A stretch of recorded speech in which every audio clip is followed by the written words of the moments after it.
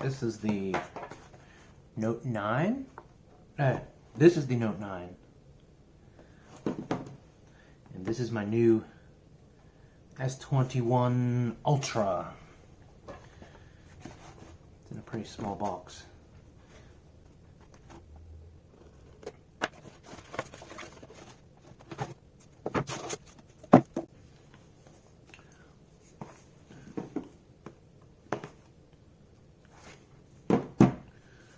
S21 Ultra 5G. I got the base one, 128 gigs. Phantom Black. Neat. Right.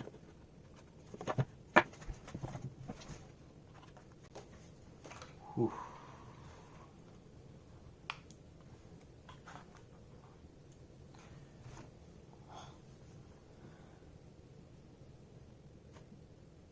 It doesn't look like it comes with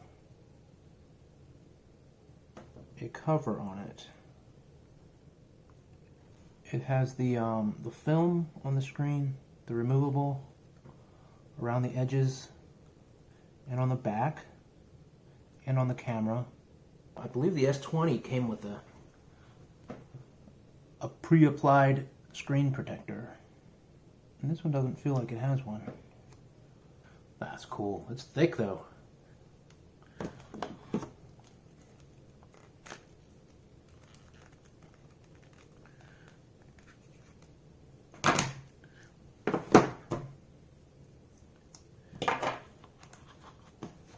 This is my Note 9 and the new S21 Ultra.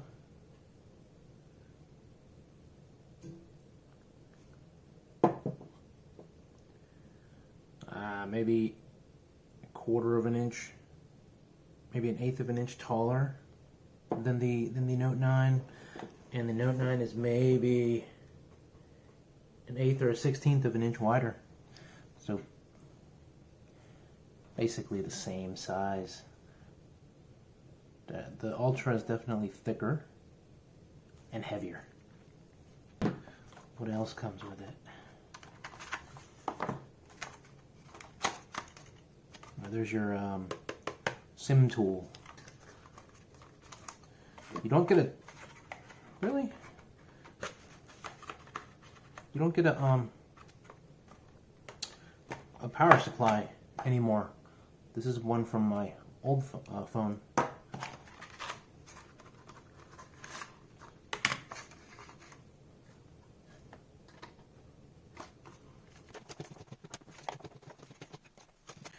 Garbage. This uses a Type-C cable. It's a really stiff cable. This is a Type-C on both ends, so you'll need a different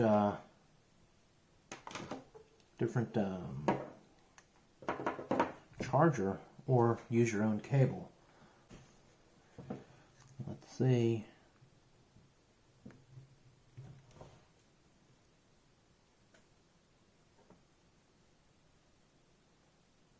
See how much charge it came with.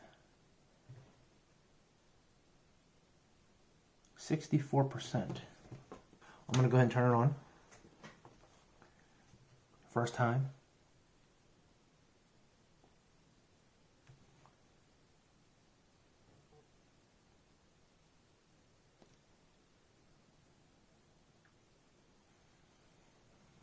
Samsung Galaxy, secured by Knox, powered by Android. Ooh, it goes all the way to the edge. Top and bottom.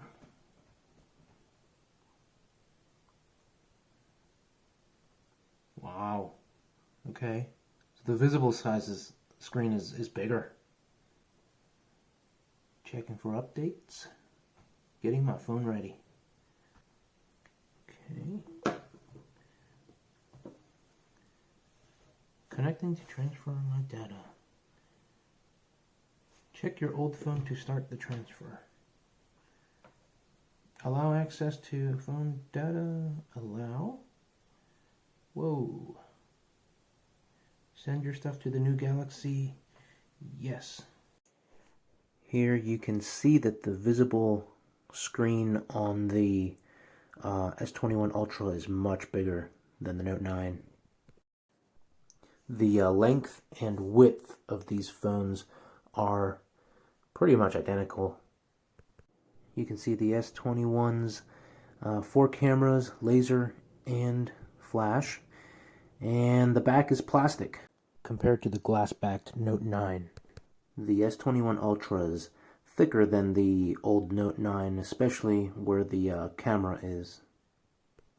On the bottom of the phone you have your charge port, your microphone, a speaker, and a SIM tray. On the left side you've got nothing, just like the S20. On the top you've got nothing except 2 little holes. I'm assuming those are microphones. On the right hand side you have your volume buttons and your Bixby/power button. I've been using the phone for about a day now, and it's obviously faster than my old Note 9. The camera zoom is amazing, but the performance of the camera is not all that impressive of the pictures. The screen picture quality is definitely better. The screen is bigger. I don't like the feel of the plastic case. You lose the S Pen, but it's still S Pen capable. You just have to buy yourself an S Pen. So I guess my first impression is it's probably not worth upgrading if you have to pay the retail price, from my phone anyways, my Note 9.